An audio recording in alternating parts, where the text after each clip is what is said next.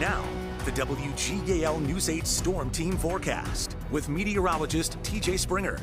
Our Saturday has been quite unsettled, but we're improving out there now as this upper level area of low pressure continues to work eastbound. We've seen storms, we've seen some heavy rain today, but now Super Doppler rate much quieter. Still a few sprinkles out there and some clouds, but those clouds are continuing to break up as we start to tap into a little bit of a drier air. But we actually had some reports of a funnel cloud out close to York Springs earlier on today. This was sent in by JP Tracy, and he allowed us to use this photo here.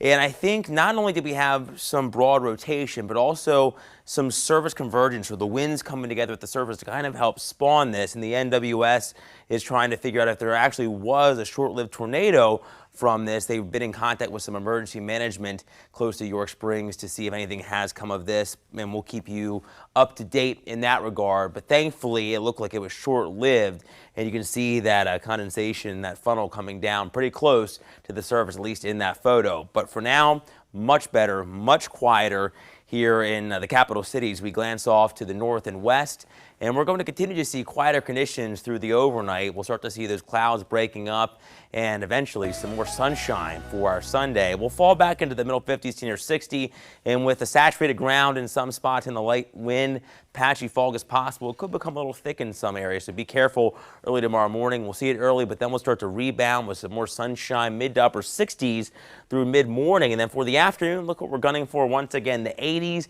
And with stickier conditions, it's going to feel like summer out there ahead of our next cold front, and that one's going to bring us some showers, I think, just after sundown and into the overnight. In terms of rainfall over the last 24 hours, though, some spots, including Mechanicsburg, have picked up over an inch of rain. A little bit less than that in Gettysburg, Enola, and Cumberland County, just over 3/4 of an inch, with Lancaster seeing just over a half. Some lighter amounts, some spots in York County, Dover, just over a third. In E-Town, 3/10 of an inch, with the HIA officially only seeing 1,600. So it was kind of spotty in who saw some of the heaviest rain and who saw some lighter amounts of rain.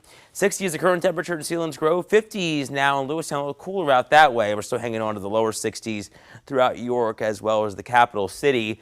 We'll continue to drop off, but it's going to be a mild night for this time of the year. And you can see most of us in the 50s to 60s. Then we're back into the 70s by lunchtime, and then 80s for the afternoon with a nice amount of sunshine before clouds start to move back in ahead of this cold front, which is going to bring us some showers, maybe a few rumbles as we head through Sunday night. And I think the good news is this is a quick moving front. It's out of here, at least the moisture that is, by the time we're getting going for school on Monday. I think it's going to be maybe a brighter day as a whole, but still maybe a shower early for our northeastern neighborhoods. In terms of that rain, you can see not all that much, but anything is going to be beneficial because of the drought conditions developing. Some spots may pick up close to half of an inch. Now, the News 8 Storm Team 10-day forecast does show a pretty big cool down behind that front, back into the 50s on Tuesday. 70s make their grand return as we head through late week, but then we have another round of unsettled weather with a cold front could bring some showers Friday into Saturday. And behind that, once again, Jer, we're cooling down.